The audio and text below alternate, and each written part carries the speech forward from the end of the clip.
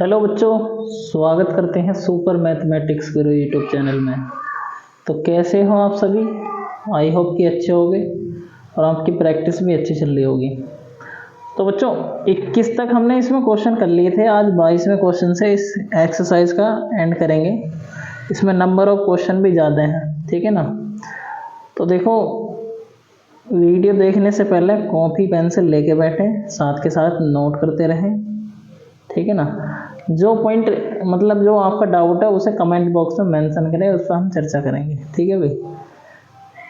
तो देखो चलते हैं क्वेश्चन पे। देखो पहला 22वां क्वेश्चन है। इसमें दिया हुआ है कोसाइन है, कोसेंट है, सेकेंट है, टेंजेंट है, कोटेंजेंट, ठीक है ना। फलनों के साध्यता पर विचार कीजिए। भी कहने का मतलब है, इसे हम कोस बोलते हैं, इसे कोसेक है, इसे सेकेंड को सेक बोलते हैं और कोटेंजेंट को कोट बोलते हैं, ठीक है, नॉर्मल भाषा में। तो इस 4 फंक्शन दिए हुए, तो पहले को मैंने कोसेक्स कह दिया, दूसरे को कोसेक्स कह दिया, तीसरे को सेक, चौथे को कोट कह दिया। इन पर विचार कर सकते हैं बड़े आराम से। नॉर्मली अगर कोई भी फंक्शन है वो सतत हो सकता है, पर हमने अभी पीछे पढ़ा होगा साइन कोस जो फलन है वो हर बिंदु पर सतत हो गए। क्यों हो गए? ये साइन कोस क्यों सतत होता है? जैसे मान लो अगर मैं साइन का ग्राफ खींचूँ भाई, साइन का ग्राफ कैसे खिंचता है? साइन का ग्राफ 0 से स्टार्ट होगा, इस तरीके से जाता। तो मतलब अगर ग्राफ का कहीं पर ब्रेक पॉइंट नहीं है, मतलब ग्राफ अनंत तक जा रहा, कहीं भी जा सकता है, ठीक है ना। तो ऐसे ग्राफ पे हर फंक्शन सतत होगा। ये साइन एक्स का ग्राफ है, तो साइन एक्स हर पॉइंट पे क्या होगा? सतत होगा। अगर यही चीज़ मैं कोस एक्स के लिए बनाऊं, भी मान लो हम कोस एक्स के लिए ग्राफ ड्रॉ कर रहे हैं। कोस एक्स कहाँ से स्टार्ट होगा? कोस एक्स होगा यहाँ से स्टार्ट, ठीक है भाई।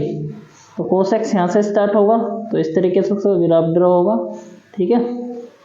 तो कहने का मतलब है भाई कोस एक्स भी सतत फलन होगा, क्योंकि ये भी कहीं ब्रेक थोड़ी हो रहा, अभी अनंत तक जाएगा, अनंत तक जा सकता है, तो कह सकते हैं कोस एक्स भी सतत फलन है। भाई बात करते हैं जो इसमें दिया हुआ है, ये तो बेसिक है। जैसे पहला कोस एक्स फलन ही दिया हुआ है। अभी मैंने कोस एक्स का ग्राफ बनाया, मैंने देखो इसमें लिखा हुआ है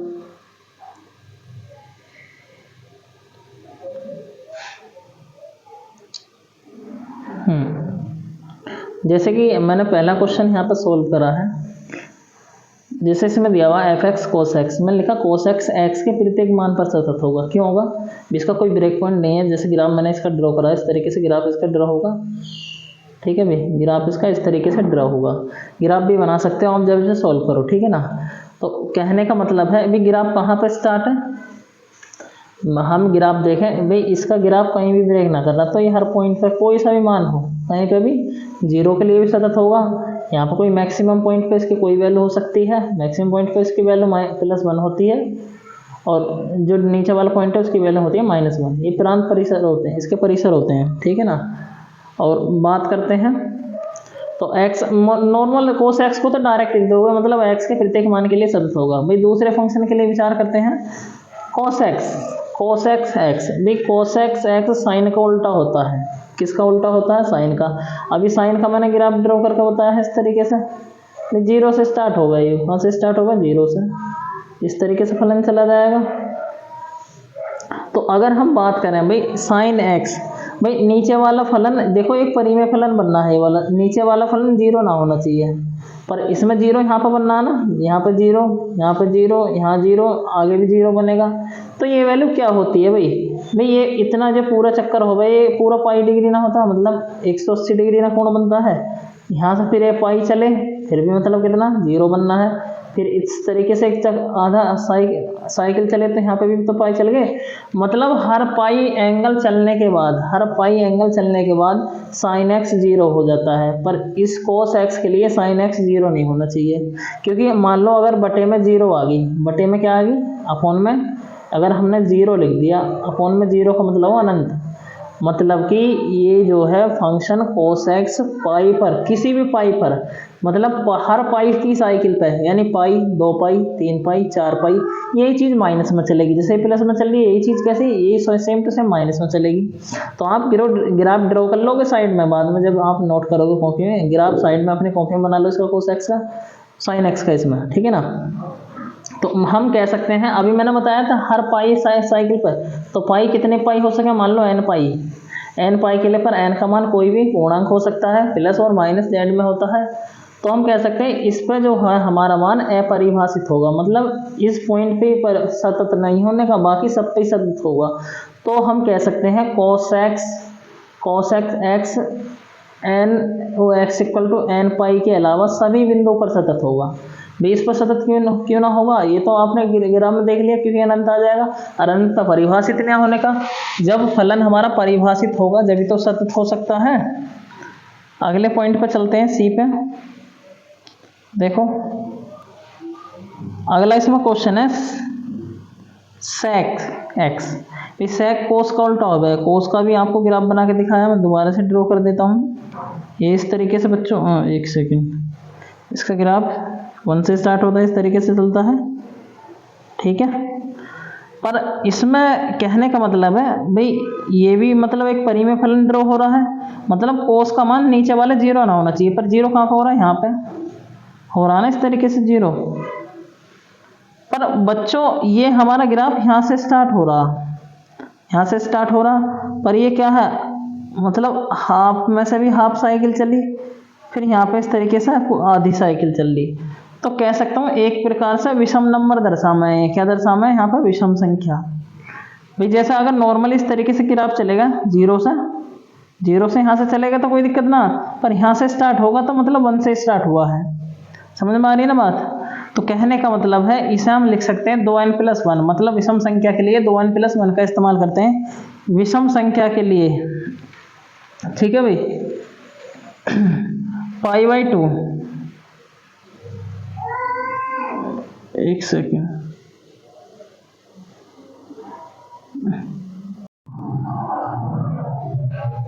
सेकेंड, ये वीडियो देखो भाई, ये कट गया था यहाँ पर, देखो दोबारा समझाता हूँ मैं cos x का ग्राफ बना रहा था इस तरीके से। cos x यहाँ से स्टार्ट होता है, चलो अच्छी बात है। अच्छा बच्चों यहाँ पे मतलब यहाँ से स्टार्ट होता है, पर मतलब अगर ये हाफ साइकिल का भी हाफ साइकिल कंसीडर करेगा तो यहाँ पे एंगल π/2 हो जाएगा, π/2 पे 0 हो जाता है इस तरीके से। फिर मतलब 180 चलेगा तो 180 का मतलब कितना, पाई में 180 जोड़ेगा तो 3 पाई आएगा करके।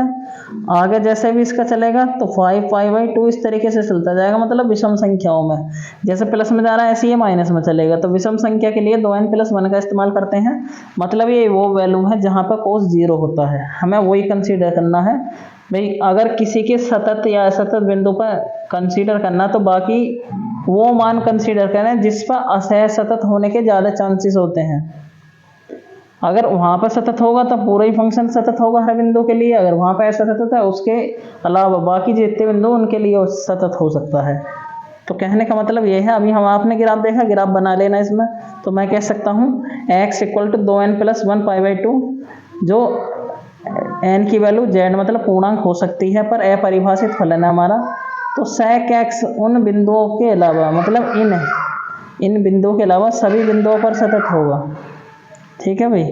तो अगले क्वेश्चन करते हैं, इसमें cot x बराबर देखा, देखो cot x किस पे डिपेंड करेगा, ये भी परिमेय फलन बनेगा cos x upon sin x। sin x का भी सेम टू सेम ग्राफ देखा भाई, क्वेश्चन नंबर अभी समझाया cos x वाला, सेम टू सेम वही है, तो वही कंडीशन लिख रही है, मतलब x = n पाई, जो n की वैल्यू z पूर्णांक हो सकती है पर अपरिभाषित है, अतः x = n पाई के अलावा सभी बिंदुओं पर सतत होगा। ये भी आई होप कि समझ में आ गए होंगे। तो देखो अगले क्वेश्चन पर चलते हैं, क्वेश्चन नंबर 23 है हमारा। 23वां क्वेश्चन क्या कहता है, कह रहा है f के सभी सात्यता के बिंदुओं को ज्ञात करना है जहां ये फंक्शन दिया हुआ है sin x अपॉन x, जब x लेस देन है 0 के, x+1 जब x greater than equal to है 0 के। तो बच्चों x बराबर 0 पे चेक करना पड़ेगा, 0 पे चेक कर लो सतत है ना है, तो सत्यता की जांच पड़ जाएगी इसकी। तो पहले लेफ्ट हैंड लिमिट निकालेंगे, लेफ्ट हैंड लिमिट तो इस वाले से निकलेगी। देखो फॉर्मूला x बराबर 0 पर लगा तो 0 - f(x), फंक्शन किसका भाई, अगर h टेंस टू 0 में करेंगे तो 0 में से यही, मतलब ये जो माइनस है इसके बीच में पुट कर देंगे तो 0 - x, मतलब फंक्शन ऑफ 0 माइनस एच का हो जाएगा। ठीक है, यहाँ पे तो हम क्या करने वाले हैं भाई, फंक्शन तो ये होगा, मतलब x के स्थान पर 0 माइनस एच पुट करेंगे, तो यहाँ पे 0 माइनस एच पुट कर दी भाई। ये साइन आएगा माइनस का एच अंदर, तो sine minus theta minus sine theta होता है, तो माइनस बाहर निकल जाएगा इसका। तो ध्यान से देखो कि क्या किया हुआ है भाई, ऐसे ये जैसे कि मैंने इसका साइन बाहर निकल गया, अपॉन में माइनस का एच आएगा, माइनस से माइनस कैंसिल आउट हो जाएगा, ये बचेंगे यहाँ पे limit h tends to 0 sine h upon में एच। तो आप लोग जानते हो लिमिट, अगर एक्स टेंस टू 0 आपने 11th क्लास में पढ़ा होगा, साइन एक्स अपॉन एक्स, इसकी वैल्यू कितनी होती है 1, आप जानते होगे। तो वही फॉर्म बननी है भाई, साइन एच अपॉन में एच है और लिमिट 0 पे है एच की, तो इसका मान कितना हो जाए, एक तो लेफ्ट हैंड साइड जो लेफ्ट हैंड लिमिट जो आ गई हमारी 1 आ गई, ऐसी राइट हैंड लिमिट निकालेंगे भाई 0 प्लस पे, तो 0 प्लस एच आ जाएगा। पर फंक्शन कौन सा लेना है ये आपको ध्यान देना भाई, फंक्शन कौन सा कंसिडर करोगे, जो ग्रेटर देन दिया हुआ है यहाँ पे, ग्रेटर देन वाली तो रखोगे। चलो ये x प्लस 1 है, तो मैंने यहाँ पे x प्लस 1 पर x की जगह तो 0 प्लस एच रखना, आपको 0 प्लस एच रख दिया। बाकी इस तरीके से 0 पुट करोगे तो राइट हैंड साइड भी बना जाएगी, तो दोनों साइड इक्वल है, तो हम कह सकते हैं left hand side equal to right hand side, तो x बराबर 0 पर हमारा फलन सतत हो जाएगा भाई। इसका मतलब क्या है भाई, 0 उसमें 0 कंडीशन दी हुई है, 0 पर भी सतत होगा। जब 0 पर सतत है, बाकी बिंदुओं पर तो ऑलरेडी सतत होगा, तो हम कह सकते हैं x का मतलब जो फलन है हमारा x के सभी मानों के लिए सतत हो सकता है, हो जाएगा। 24वां क्वेश्चन देखो, निर्धारित कीजिए कि फलन जो दिया हुआ है एफ एक्स है, x square sine 1 upon H, यदि x नॉट इक्वल टू 0 है, x नॉट इक्वल टू 0 है, 0 कब है, जब x बराबर 0, तो दिया हुआ है x मतलब 0 पे क्या हुआ मान इसका 0, तो जो भी लेफ्ट या राइट हैंड लिमिट होंगी इसी फंक्शन पर कंसीडर होंगी। ये नॉट इक्वल टू कह रहा है 0 के, तो ग्रेटर देन भी ये हो सकता है और लेस देन भी ये हो सकता है। तो 0 पर कर रखे हैं भाई, limit h tends to 0 0 minus h कर देंगे, तो x के स्थान पर 0 माइनस एच पुट करेंगे इसमें। ठीक है भाई, तो बाकी इसमें आप देख सकते हो क्या दिया हुआ है, देखो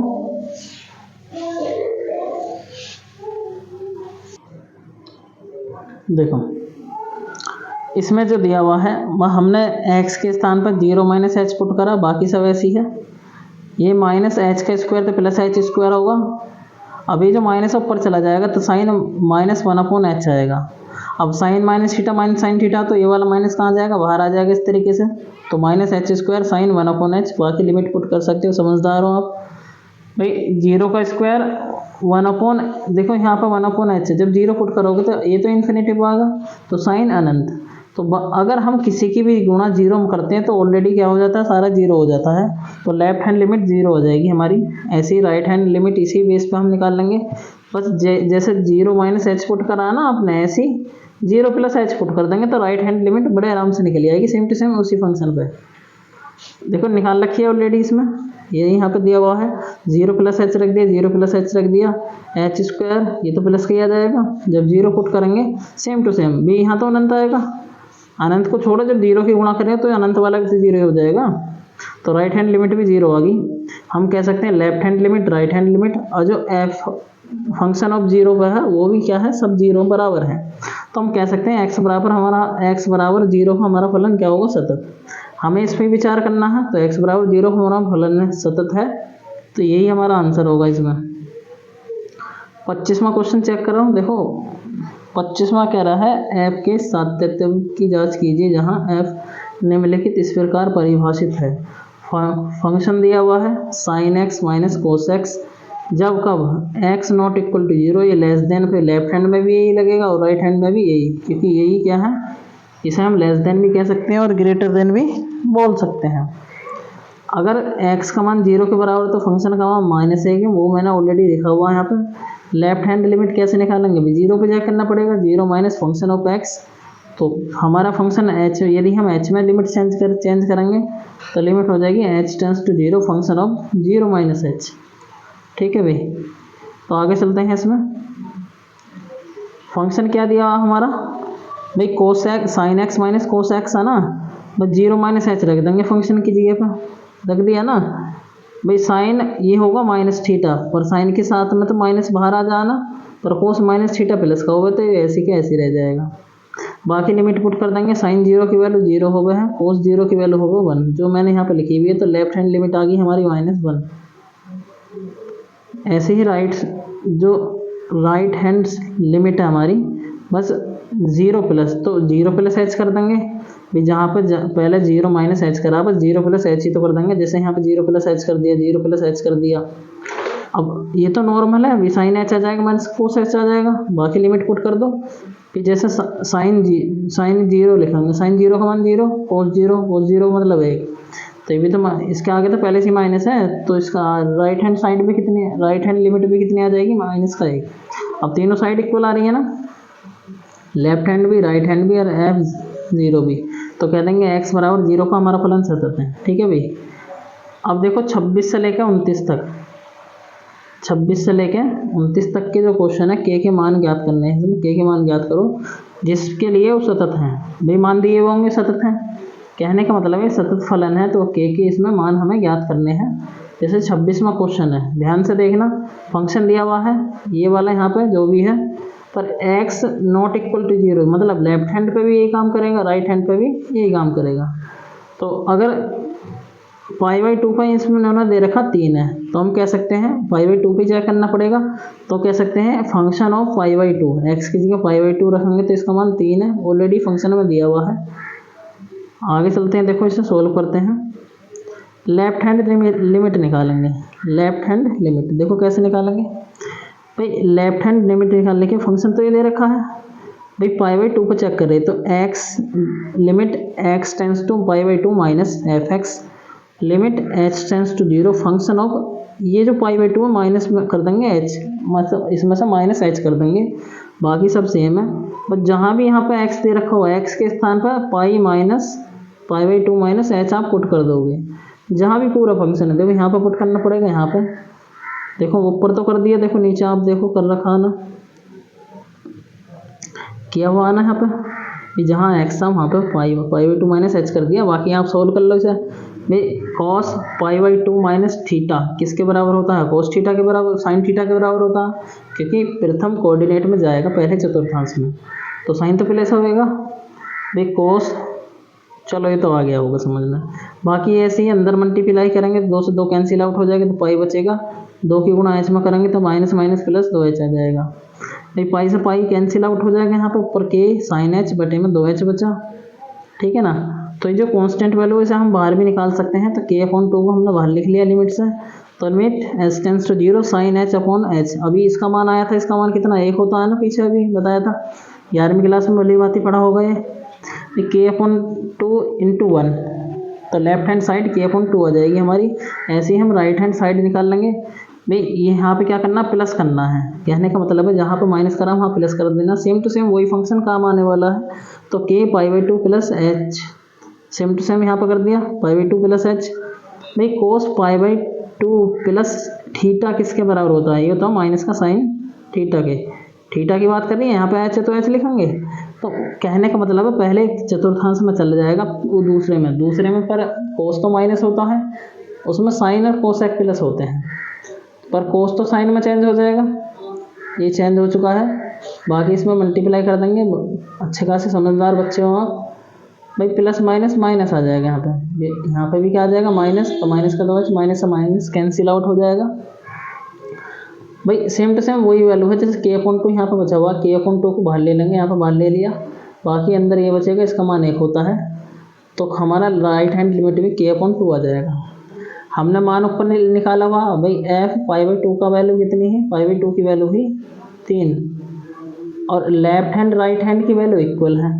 तो सतत हमारा π/2 का सतत फलन है ना, खुद ऑलरेडी बोला हुआ k का मान ज्ञात करना। जब सतत फलन है तो हम कह सकते हैं ये तीनों साइड इक्वल हो जाएंगे, तो हम कह सकते हैं इसका मान भी k/2 है, इसका मान, तो इसका मान 3 है। तो कोई सी भी एक की तुलना कर सकते हो, जब तुलना करोगे तो k की 2 की गुणा इधर हो जाएगी ना क्रॉस में, तो k बराबर 2 3 6 हो जाएगा।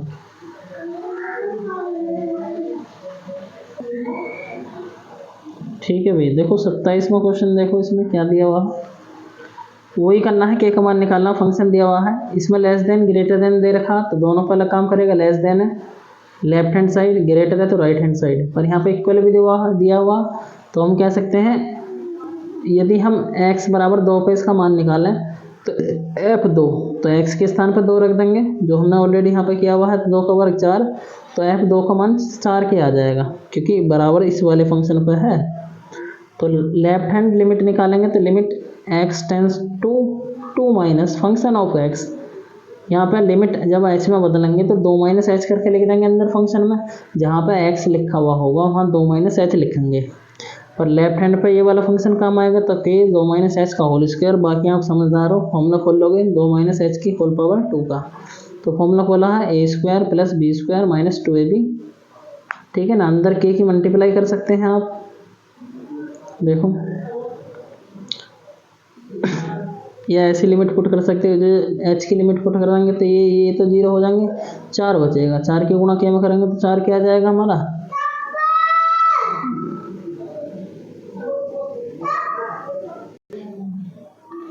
देखो भाई ऐसे हम राइट हैंड लिमिट निकाल लेंगे इसमें भी 2 प्लस लिमिट, पर यहाँ पर फंक्शन कौन सा काम आने वाला, नीचे वाला, नीचे फंक्शन क्या दिया हुआ इसमें, ये रहा 3 दिया हुआ है, भी 3 दे रखा, तो इसकी जगह क्या रख देंगे हम 3, तो राइट हैंड लिमिट कितनी आ गई 3, तो right hand limit, left hand limit equal to right hand limit equal to f2 के, क्योंकि 2 पे चेक किया है मैं, इन दोनों के मान तो सेम है 4 के, पर इसका मान 2 है, किसी की भी तुलना कर सकते हैं हम k की वैल्यू निकालने के लिए, तो 4 के बराबर 3 रख दिया, तो k की वैल्यू कितनी आ गई 3/4, जो मल्टीप्लाई में डिवाइड में पहुंच जाएगा।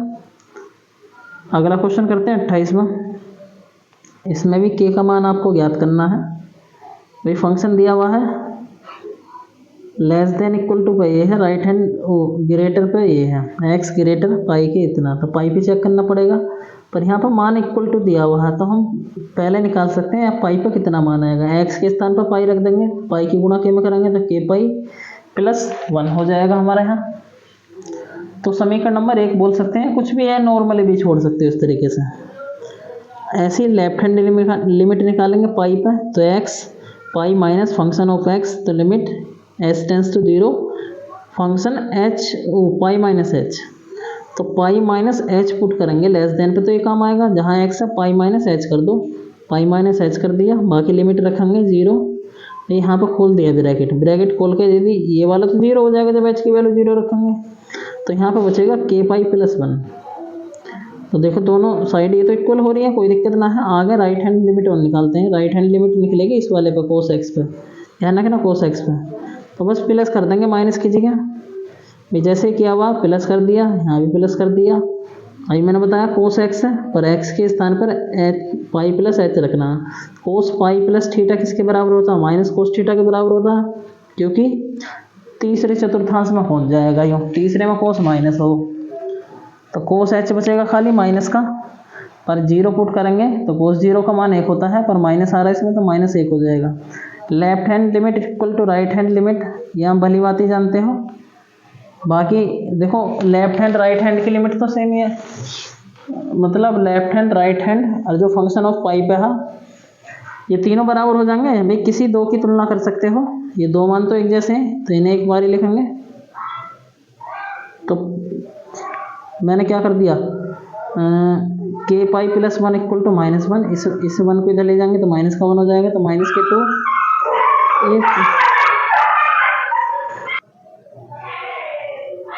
देखो भी, तो इसमें k की वैल्यू कितनी आ जाएगी 2 माइनस 2 पाई, ये पाई लिखा हुआ है यहाँ पर, ठीक है ना। आगे चलते हैं, इसमें 29वें क्वेश्चन की बात करते हैं। 29वां क्वेश्चन सेम टू सेम, जैसे अभी 3 क्वेश्चन करे हैं ना सेम टू सेम इसके जैसा, तो आपके लिए होमवर्क है, आप कमेंट बॉक्स में बताना है कि ये सतत है या ना है, के का मान क्या है, इसमें सतत तो है ही, के की वैल्यू इसमें बतानी है कमेंट बॉक्स में। आगे चलते हैं, देखो 30वां क्वेश्चन करते हैं।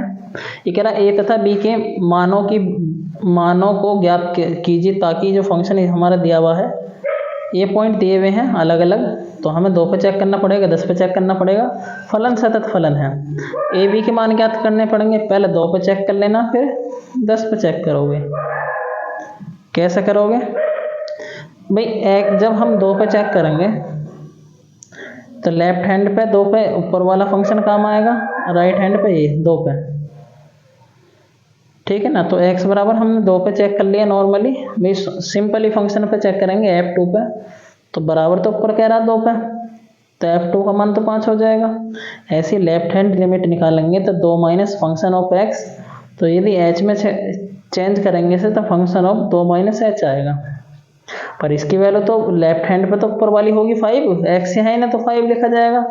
तो लेफ्ट हैंड लिमिट भी हमारी कितनी आ जाएगी? 5 आ जाएगी। कितनी आ जाएगी? 5, ठीक है ना।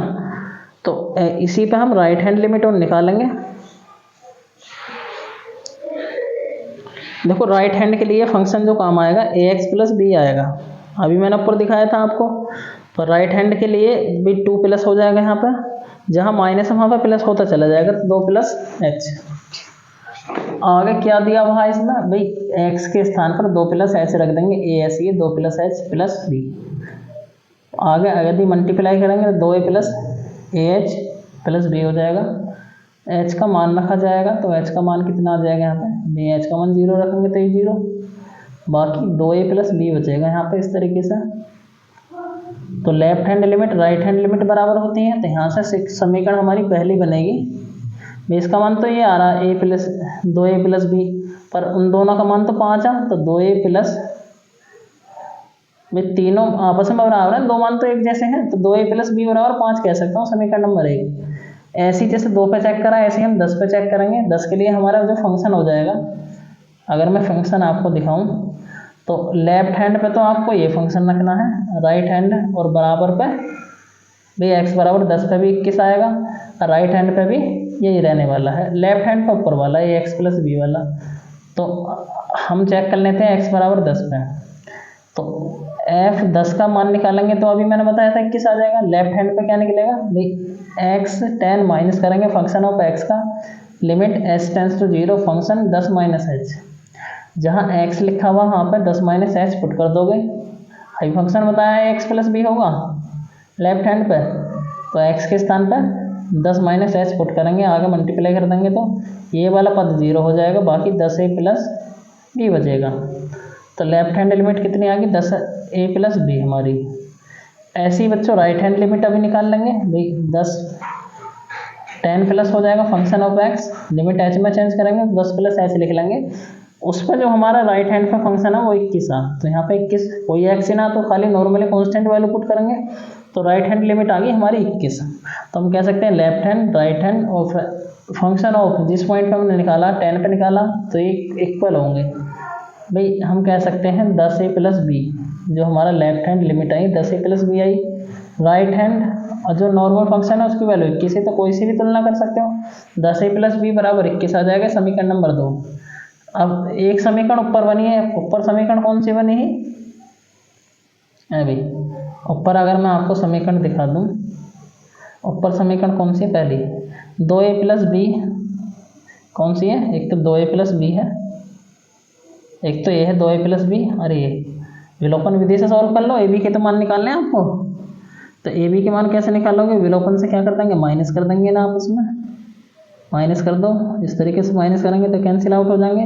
10 में से 2 गए 8 बचेंगे, और 21 में से 5 के 16 बचेंगे, तो ए का मान आ जाएगा 2। कोई सी भी समीकरण में एक ही वैल्यू पुट कर दे, जैसे मैंने समीकरण 1 में यूज़ करी है ये वैल्यू, तो यहाँ से बी की वैल्यू बड़े आराम से निकल जाएगी। बी की वैल्यू कितनी आ जाएगी? 1, बी की वैल्यू 1 आ जाएगी यहाँ से। तो आगे चलते हैं अगले क्वेश्चन पे।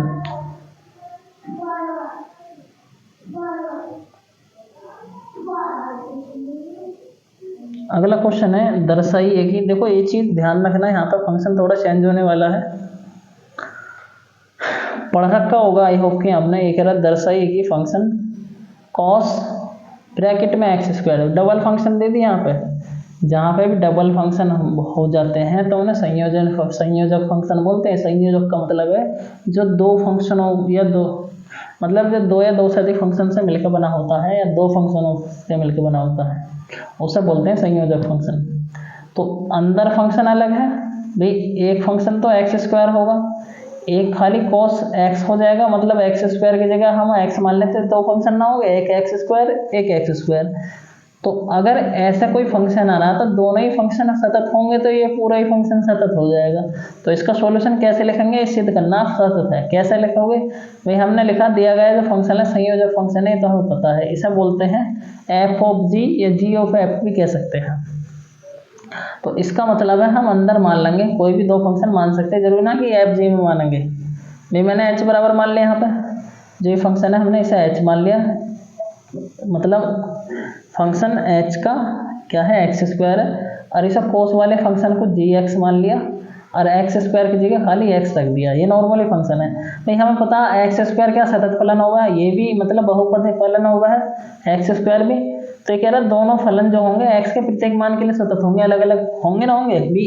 एक तो रैखिक फलन होगा बहुपदीय, और एक नॉर्मली कोस एक्स फंक्शन है, ये भी हर बिंदु पर सतत होता है। तो जब दोनों ही फलन सतत होते हैं तो हम लिख सकते हैं दोनों फलन x के प्रत्येक मान पर सतत होंगे। अब हम कह सकते हैं g of f, g of कैसे निकालना है, इसका मतलब है फंक्शन ऑफ h का, h का मान तो एक्स स्क्वायर है, मैंने रख दिया यहाँ पे h का मान है एक्स स्क्वायर, बाकी एक्स स्क्वायर जब हम g में पुट करेंगे, g जो हमारा फंक्शन है जी एक्स हमने माना है कोस एक्स है ना, इसके अनुसार ही माना है। पर यहाँ पे क्या है एक्स स्क्वायर, तो एक्स के स्थान पे एक्स स्क्वायर आ जाएगा, तो हमारा वही फंक्शन बनेगा जो इसका हमें निकालना। भाई ये हमने फंक्शन वही यूज़ करे जो सतत है। अब ये कह रहा है दोनों फंक्शन सतत है, तो जी ऑफ एक्स भी सतत होगा, मतलब हम कह सकते हैं जी ऑफ एच फलन भी हमारा प्रत्येक मान पर सतत होगा एक्स के। तो इस तरीके से हम कह सकते हैं भाई जी ऑफ एफ हमारा ही तो फंक्शन ये सतत ही तो देखा ना, सतत हो चुका है हमारा। आगे चलते हैं 32वें क्वेश्चन पर।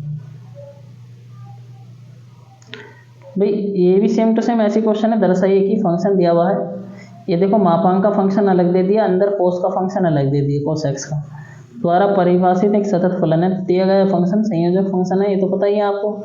इसमें दो फंक्शन होगा, एक तो अंदर वाला ये कोस एक्स वाला, एक फंक्शन होगा ये मापांक में जो लिखा होता है, मापांक की जगह अंदर एक्स लिख सकता हूँ मैं इस तरीके से।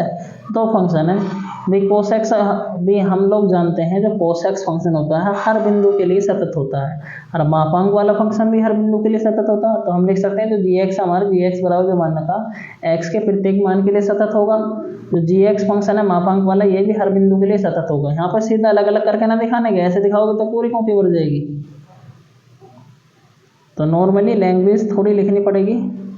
मतलब ये चीज़ हम पीछे सॉल्व कर चुके हैं ना।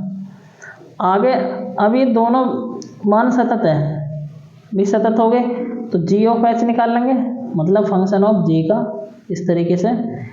एच बराबर क्या मान रखा मैंने, अभी एच बराबर तो कोस एक्स है, एच बराबर कितना कोस एक्स, तो यहाँ पर कोस एक्स रख दिया। तो आगे देखो जी वाला जो फंक्शन है वो मोड वाला है, मोड में है ना, तो जब जी में चेंज करेंगे इसे एक्स की जगह पे क्या रख देंगे कोस एक्स, तो एक्स की जगह कोस एक्स रख दिया, तो जी ऑफ एक्स आ गया हमारा मोड में कोस एक्स।